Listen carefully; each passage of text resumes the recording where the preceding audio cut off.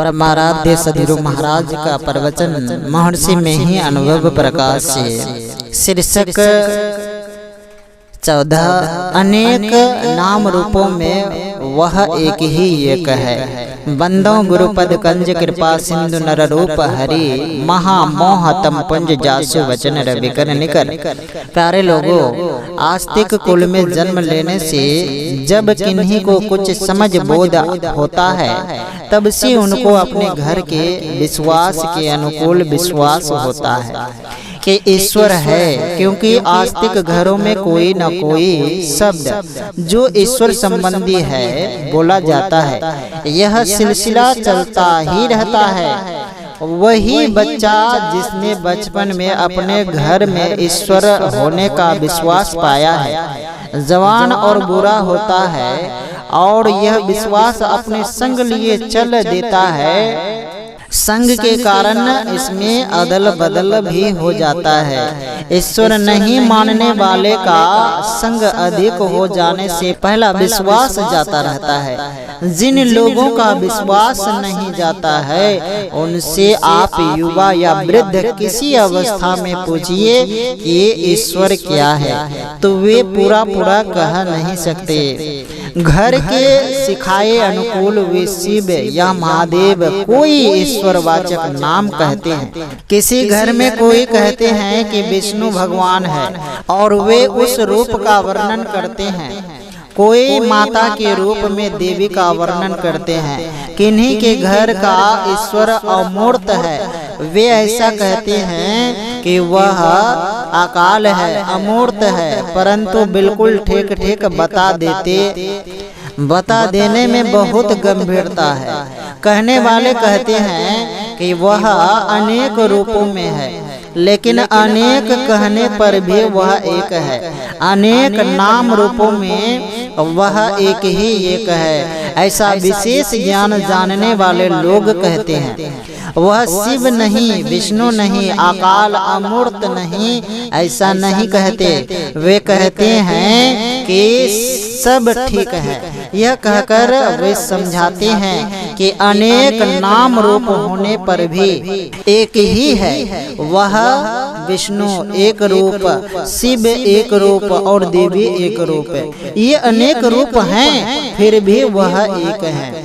उस एक को समझना कठिन हो जाता है। इसके लिए मिसाल यह है कि बाहर में शून्य है, यह विस्तृत आकाश शून्य सब घरों के बनने से पहले का है और इसके अंदर बहुत से घर बन गए हैं और बनते जाते हैं। फिर सब घरों में शून्य है, वस्तु बनने पर भी शून्य रह जाती है।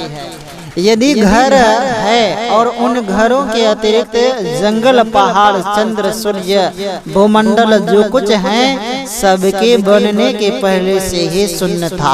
अगर शून्य नहीं हो तो कोई वस्तु रख नहीं सकते और सब कुछ के बनने पर जंगल, पहाड़, चंद्र, सूर्य में शून्य समझना कठिन होगा, लेकिन घर का शून्य समझने में कठिन नहीं होगा।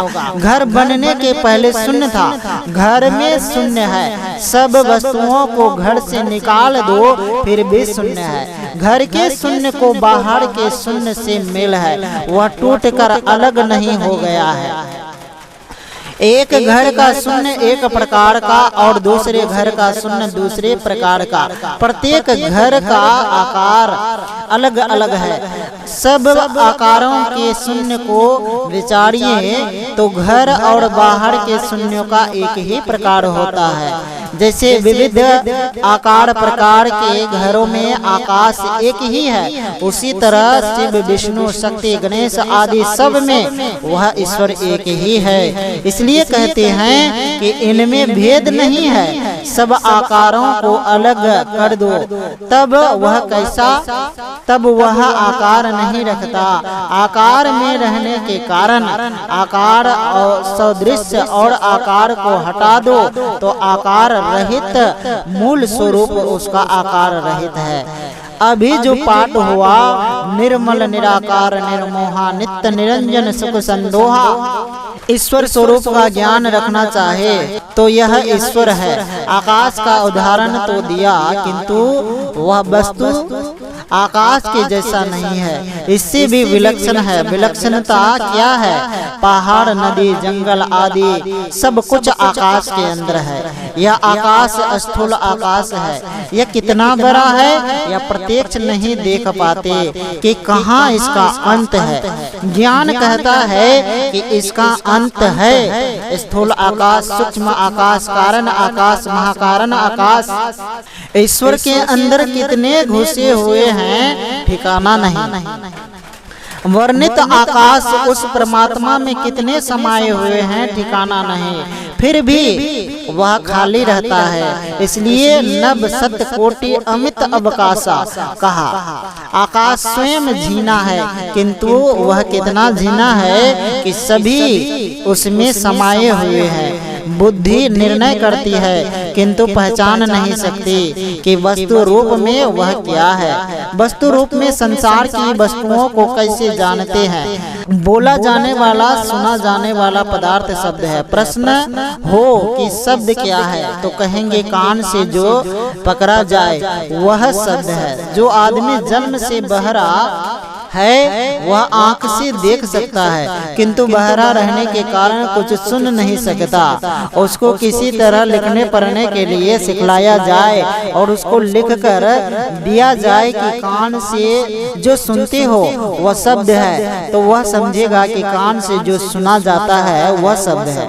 किंतु हमारा कान खराब है, इसलिए हम नहीं सुन सकते। वह समझ जाएगा कि श्रवण शक्ति से जो पकड़ा जाए वह शब्द है। जो नेत्र से ग्रहण हो वह रूप है। इस तरीके से भी वस्तु को जाना जाता है। अंधे को यदि समझाया जाए कि तुम नहीं देख सकते हो, किंतु मैं देखता हूँ, आँख से जो पकड़ा जाए वह रूप है। इसी तरह वस्तु रूप में वह परमात्मा क्या है? अनेक आकाश जिसके अंदर समा जाते हैं वह आकाश है। यदि ऐसा कहा जाए तो भी समझ में ठीक नहीं आता। पहले तो अपने को पहचानो कि तुम कौन हो। प्रत्येक इंद्रिय का अलग अलग विषय है। तुम इस शरीर में रहते हो, तुम्हारा निज काम क्या है? अभी तुम इंद्रियों में रहते हो। इंद्रियों से अलग होकर तुम्हारा क्या काम है? अपने को इंद्रियों के द्वारा नहीं पहचानते हो। अपने को अपने द्वारा और अपने ही द्वारा परमात्मा को प्राप्त करोगे। जो तुम्हारा निज विषय है वह परमात्मा है। जैसे आँख का विषय कान से नहीं जाना जाता है, आँख से ही जाना जाता है, उसी प्रकार आत्मा जीवात्मा से ही जाना जाता है, दूसरे से नहीं। ईश्वर का ज्ञान सत्संग से होता है। जो केवल निज आत्मा से जाना जाता है वही ईश्वर है। आपको आँख से रूप देखने में आता है, कान से शब्द सुनने में आता है, किंतु अपने से कुछ करने नहीं आता। आप देह और इंद्रियों से फूटकर जान सकेंगे कि आप अपने से क्या कर सकते हैं। जागृत अवस्था में आप काम करते हैं। स्वप्न से यदि आप जगत देखें तो ज्ञात होगा कि यह शरीर बिछौने पर पड़ा था और मानसिक कर्म होता था। जिस प्रकार शरीर और इंद्रियों को छोड़कर बौद्धिक कर्म होता है, उसी तरह शरीर और इंद्रियों को छोड़कर परमात्मा ज्ञान होता है। वह ईश्वर एक है। जब तक उसका प्रत्यक्ष ज्ञान नहीं होता परम कल्याण नहीं होता। इसलिए संतों ने उसको प्राप्त करने के लिए कहा। वह अंतर्मुख होने से जाना जाता है। शरीर से संबंधित रहने से उसको नहीं जान सकते। अंतर अभ्यास करना होगा। अभ्यास करते करते जड़ चेतन अलग अलग होंगे, तब उसकी पहचान होगी। श्रवण ज्ञान और समझ ज्ञान से उसका प्रत्यक्ष ज्ञान नहीं होता। इसके लिए बहुत पवित्र बनना होगा, जो संसार के प्रलोभनों में नहीं उलझता, जो पापों से बचा रहता है, ध्यान अभ्यास करता है, उसको परमात्मा प्रत्यक्ष होता है। लोग कहते हैं कि अयोग्य को क्या कहना है। मैं कहता हूँ कि आप उसे योग्य बना दीजिए। केवल राम नाम सतनाम आदि कहता है तो यह संपूर्ण ज्ञान है। पूर्ण ज्ञान के लिए उसे समझाओ, सिखाओ। यह प्रवचन बिहार राज्य अंतर्गत कटिहार जिले के संतमत सत्संग मंदिर ज्योत राम राय में दिनांक 28/2/1955 ईस्वी को अपराह्न कालीन सत्संग के अवसर पर हुआ था। श्री सद्गुरु महाराज की जय। गोस्वामी लक्ष्मीपति परमहंस जी महाराज की वाणी। हरि बिनु जन्म बढ़ता नर खोयो, नहीं गुरु सेवा साधु की संगति, नहीं सिय राम भजोरे। जैसे वन विच फूले मालती, झरी झरी भूमि परोड़े। तैसे सुंदर देह गेह विच मूर्ख, रोई मरोरे। घड़ते घाट घाटते घर बिच, नाही न उदर भरोरे। तैसे जीव दिवस निशि वासर, नाना कर्म करोरे।